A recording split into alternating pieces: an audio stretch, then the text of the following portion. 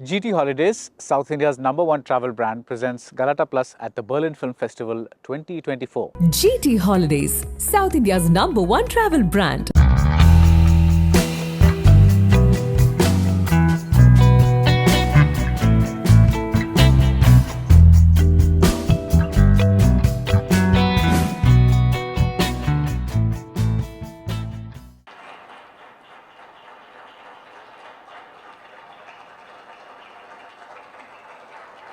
Sir, so we are officially in the end of the Berlin International Film Festival. Yes, we are.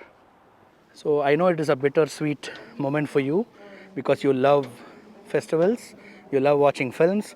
At the same time, all good things have to come to an end. I have 5 important questions that I'd like to ask you. Okay. I know Berlin was your first international film festival that you came to. In 2015 you came here, and in 2024 you're coming here.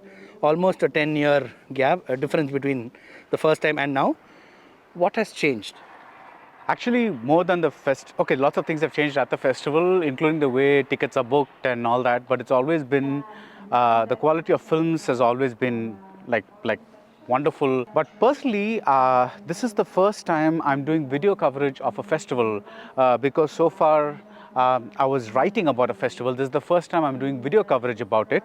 So that's been very different because when you're writing, you watch 3 or 4 films a day, and then you go to your hotel room, you process your thoughts, you write reviews, you send them to the publication back home in time for them to publish.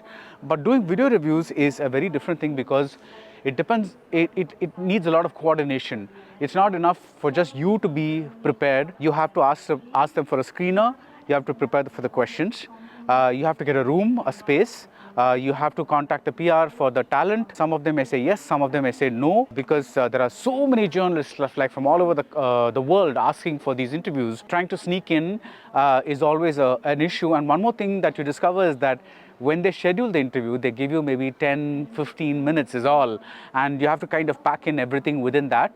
So we've done about 20 to 22 interviews in this span, and I think that's been really a learning curve for me, and I think it's been a very good learning curve. So what are your thoughts on the Indian films that were premiered at the Berlinale this year?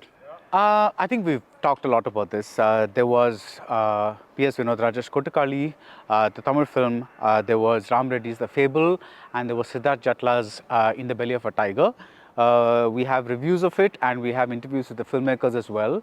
Kotakali was truly special because I always feel that the second film, both for Ram Reddy and for P.S. Vinod Raj, this is their second film after Titi and Pebbles. So making a second film is always a little nerve-wracking because the first film, nobody expects anything out of you, but the second film, everybody's like, okay, this guy's made this movie, so what is he going to make next? And I think both of them succeeded that test with flying colors. And as for Siddharth Jatla, I have not seen his work before, so this was a revelation about how Indian myths could be incorporated into a story about commercialization and economic disparity. I liked it a lot. I've spoken to people who've kind of had mixed views about it, but I liked it a lot. Altogether, all the Indian films here, I think, have been like very good films. Sir, also one more thing is, I always wonder, how do you end up watching so many films? Because it's not only watching films, you have to watch it, you have to ask questions, you'll have to review it, and probably after watching one film, I don't think I'll have the energy to watch the second film. But I always wonder, how do you do this? I know you're getting paid for it, but still. I don't know how to answer this question because everybody makes it sound like some freakish thing. But I guess if you have the love for something, I could ask the same question about, I don't know, like Virat Kohli.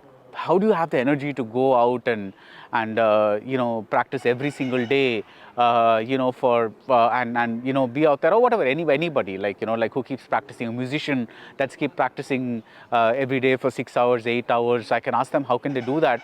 I guess it boils down to what you love, what you like doing. And for me, as long as I have this love for this medium and this love for expression, I don't think it is a stress or any special thing, because you watch a movie, you have a little bit of time to process that film, and then you go to the next movie, and then you have a little bit of time to process that film, and then you go to the next movie. I think what's interesting actually is that this makes you also look at things in a new way, look at cinema in a new way, because usually back home what we do is we watch maybe 2-3 films on a weekend, and then till the next weekend there's nothing. So there's a long gap we have. But what happens here, let's take this Romanian movie that I saw called Holy Week. It's about a Jewish innkeeper, and the anti-Semitism is on the rise, and he is slowly learning to deal with it and deal with his personal demons. That is, we are left to wonder whether these threats that he feels, are they real, or is he also imagining a lot of it? How much of it is paranoia? So that is one film that I saw, Holy Week.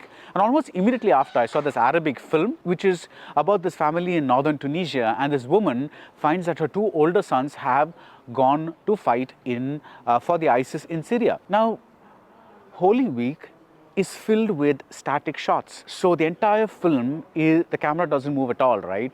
Whereas in this Arabic film, you have the camera so close to the person that half the time the screen, if it's this big, this much is the face and just this much is a sliver of background. Suddenly you start thinking about not just the film, but also about how the camera is used. What is the meaning of camera and space and negative space? And because all of these things are mixed together, because you're watching them back to back to back, and there are so many styles of filmmaking, you suddenly start looking at cinema in a brand new way.